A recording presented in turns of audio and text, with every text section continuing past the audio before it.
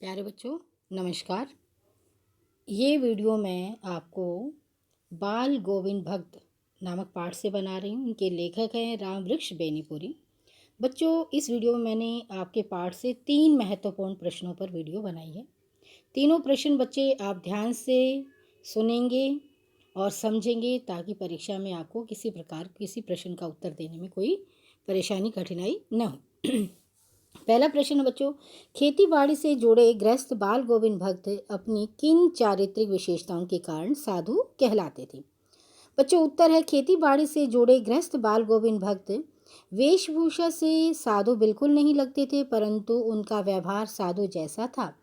वह कबीर के भक्त थे, कबीर के ही गीत गाते थे, उन्हीं के बताए मार्ग पर चलते थे, कभी झूठ नहीं बोलते थे, निरर्थक बातों के लिए किसी से झगड़ा नहीं करते थे, गलत बातों का विरोध करने में जरा भी संकोच नहीं करते थे, कभी भी किसी से किसी की चीज़ बिना पूछे नहीं छूते थे, ना ही उठाते थे और ना ही अपने व्यवहार में लेकर आते थे, अर्थात प्रयोग में लाते थे।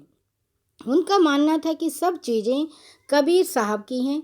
जो खेत की पैदावार होती उसे लेकर वह कबीर के मठ जाते, वहाँ से उसे प्रसाद रूप में प्राप्त कर घर लेकर आते और उसी से अपने परिवार का निर्वाह अर्थात गुजारा करते। बाल गोविंद भक्त की इन्हीं चारित्रिक विशेषताओं के कारण लोग उन्हें साधु मानते थे। ठीक है बच्चों, इन्हीं कारण से लोग उन्हें साधु कहते थे।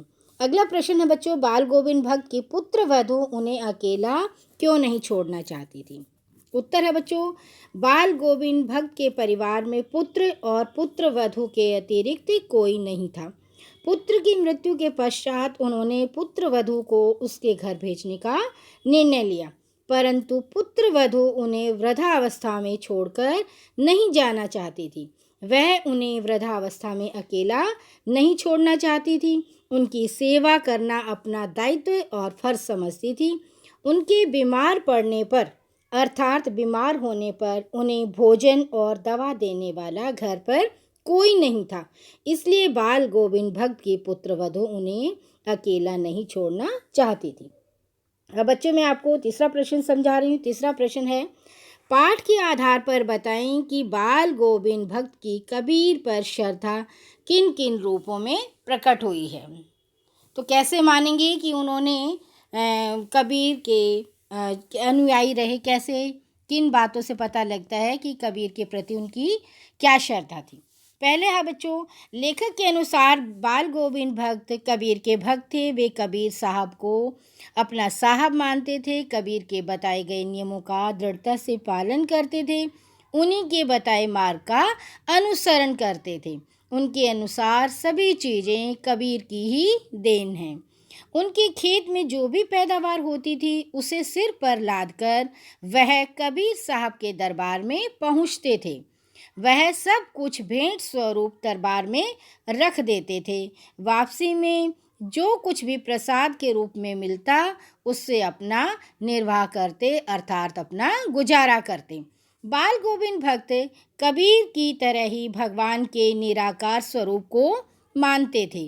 वह मृत्यु को दुख का नहीं अपितु आनंद बनाने का अवसर मानते थे। कबीर जी ने आत्मा को परमात्मा की प्रेमिका बताया है, जो मृत्यु के उपरांत अपने प्रियतम से जाकर मिल जाती है। बाल गोविंद भक्त ने कबीर की वाणी का पालन करते हुए अपने पुत्र के मृत शरीर को फूलों से सजाया और पास में ही एक घी का दीपक जलाया। वह स्वयं भी पुत्र के मृत शरीर के पास बैठकर पिया मिलन के गीत गाने लगे। उन्होंने अपनी पुत्र वधू को भी रोने से इनकार किया, मना किया। इससे पता चलता है कि बाल गोविंद भक्त की कबीर पर अगाध श्रद्धा थी। वह कबीर के पद इस तरह से गाते थे, इस ढंग से गाते थे जैसे सभी जीवित और मुग्ध हो उठते थे। भक्त समाज में प्रचलित रूढ़िवादी सामाजिक मान्यताओं को नहीं मानते थे। ठीक है बच्चों, तीनों प्रश्न अत्यंत महत्वपूर्ण है परीक्षा के लिए। आप अच्छे से इन प्रश्नों को याद कर लें। बच्चे, वीडियो को 2-3 बार देखें, सुनें, ताकि आपको तीनों प्रश्न बहुत अच्छी तरह से याद हो जाएं। नमस्कार बच्चों।